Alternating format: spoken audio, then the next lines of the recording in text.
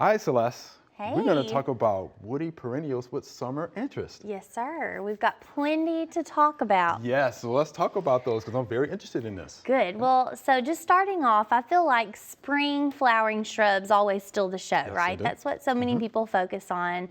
That's the beginning of our growing seasons, right? Things are starting to pop, colors are coming out.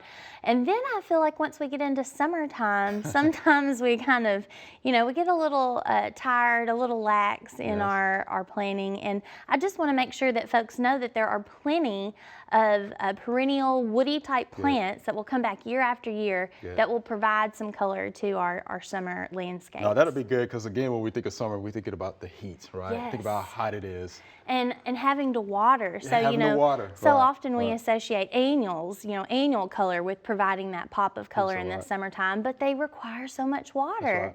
And once you get a perennial or, woody type plant established, they do not require quite as much attention. Oh, that sounds good to me. Yeah. All right, so let's get with the first one. Okay, so the first one that I want to talk about today is Abelia. And we're kind of starting on the small scale, right? And then we're going to work our way up to larger plants. So Abelia can be so versatile. There are some older cultivars. Canyon Creek is one that many people are probably familiar with. That really has a beautiful, we'll call it a semi-evergreen foliage. So it's not going to hold that foliage potentially, depending on where you are, in the United States, all season long.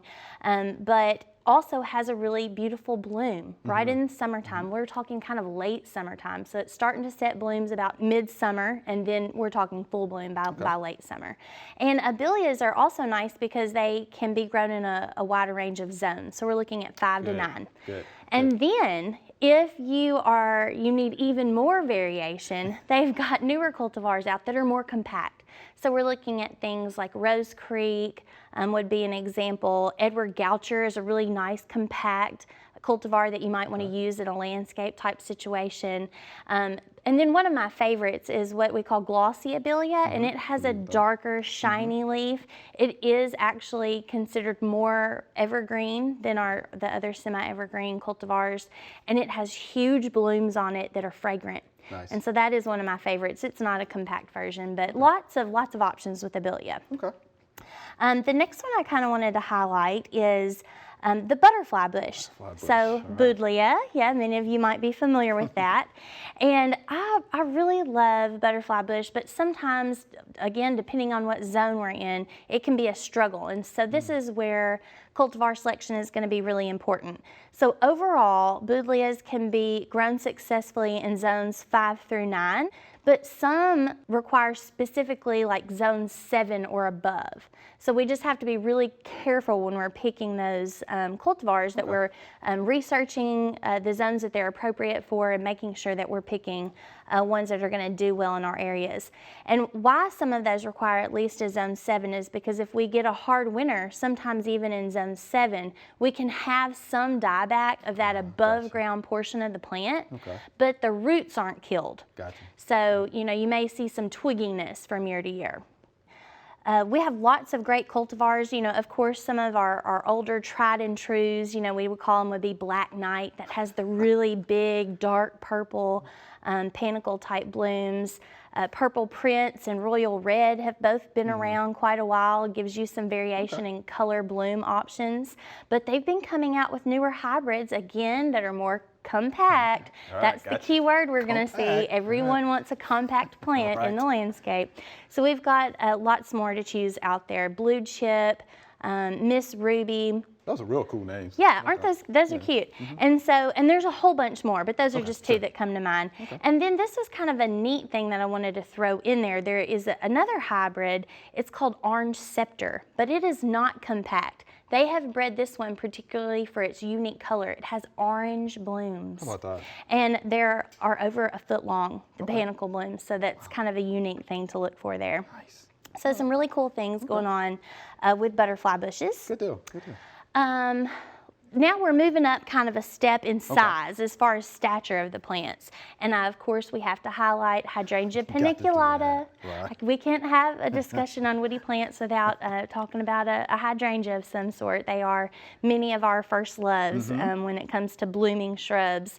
And I'm going to say that this one has the most versatile growth range. So we're looking at zones 3 to 9, USDA zones 3 to 9.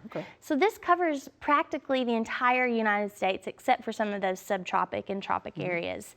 They are, you know, beautiful. Again, they're starting their blooms in summer. Many of those, we're talking like around, you know, July or so, are starting their blooms. One of my personal favorites is called Phantom. And the bloom on this can be, I mean, bigger than my head, like as large as a basketball in some situations. And they can get so large that occasionally they might need a little extra support. But if we don't do a lot of pruning and we leave some of that woody structure to kind of strengthen from year to year, that can help hold up those heavier bloom heads.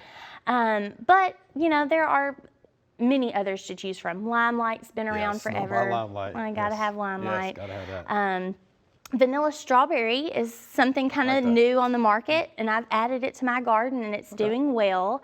But I will mention, if you see any of these panicle type hydrangeas that are marketed for color change in the pink and red zones, you're going to have better color change in our northern USDA zones than you do in the more humid areas. So here in zone 7 where I live, I don't get a lot of pink coloration on those blooms. So just keep that in mind. And then again, compact options, little lime, which still in itself doesn't really get that little. It's still like a 5-foot, you know, shrub. But if we want to get even further down from there, we're looking at like Bobo or baby lace. Those are excellent options for compact paniculatas. So moving up from there, now we're getting more into like a small, well, we'll say large shrub, small tree type kind of category. Vitex. Like the Vitex. Love the Vitex. So chaste tree, it would be a common name that a lot of people call it. It's covered in bees. Yes. I mean, if you go up to one that is in bloom, those bees, especially native bees, will just be covering it up. It does have a slight fragrance. It's not really overpowering, but some of them do have some scent to them. And we have a smaller growth range here. So we're looking at zones 6 to 9. And even in some of those lower zones, we're talking like 6 and 7s. If we have really, really harsh winters or a very late killing frost, we can see some twigginess. Yeah, a little bit of dieback on those above ground parts, but they recover well.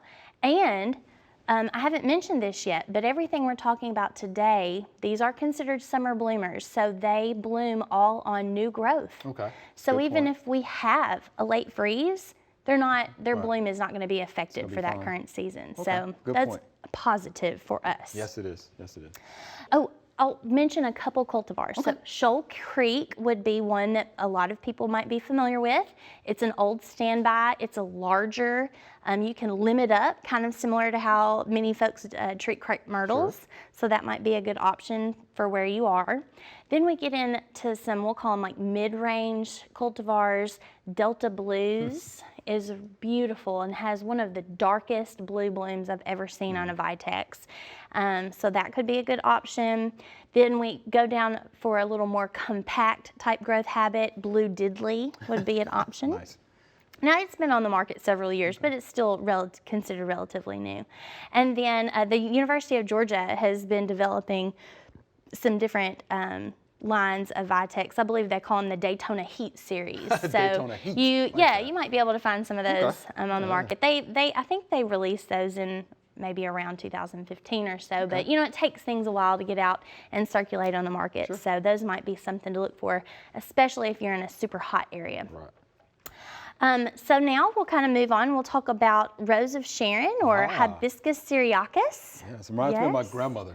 She had a yard full of those. I know. Rose of Sharon. They're a wonderful pass-along plant. I mean, they're hardy. I feel like you can't kill them. And they want to live. Yes. And they want to procreate. So if you have one, you might end up having some babies popping up around them, either from reseeding or suckering from the roots. Suckering would be mine at home. Yes, yes. But the good thing is through some of these newer cultivars, they have bred for sterility. So you may occasionally see some suckers pop up, but you're not going to have as much reseeding, popping up all around the area.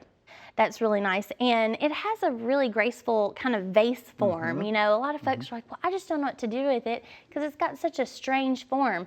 I like it. I like it too. I like it. I mean, there are all types of situations where you need something that's narrow down at the base, but to fill a larger space up top. Kind of gets up and over. Yeah, Yes. I like it. And covered in blooms, so many different color options, anything from lavender to dark pink, hot pink. There's even like some whites that have dark pink or red centers.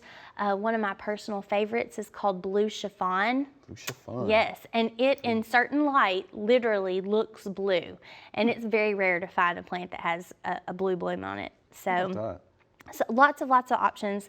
And then the last one that I wanted to mention today, build up, is Lagerstromia or the Crape Myrtle. Familiar with that one, right? Yes, so this certainly is an iconic plant, especially in southern landscapes. But we're looking at zones, 7 and up. So, that kind of draws a line in the middle United States there for us.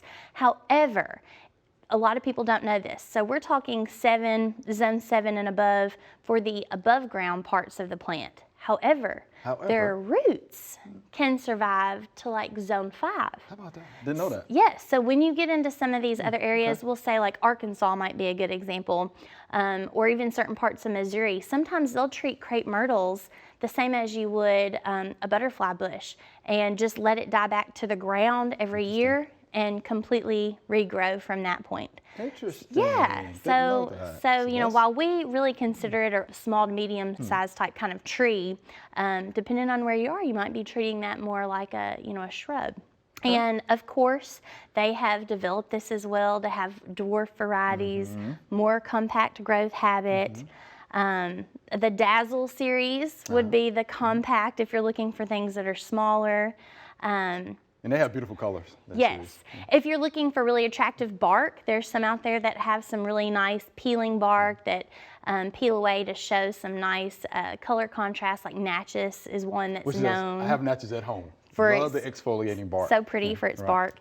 And then my favorites, I really love a true red. And so we have Red Rooster and Dynamite that's on the market. So those are my favorite. Those would be my favorite in the crepe myrtle zone. Okay. God, that was a good list, Celeste. Thanks. Good stuff. We could tell you really like those, I do. those woody perennials. And we could talk about it for more, but I think maybe we need to stop there. I think that's really good. So thank you, Celeste. Real good information. Appreciate that. You're welcome. All right. Thanks for watching the video. If you enjoyed it, please click the subscribe button below.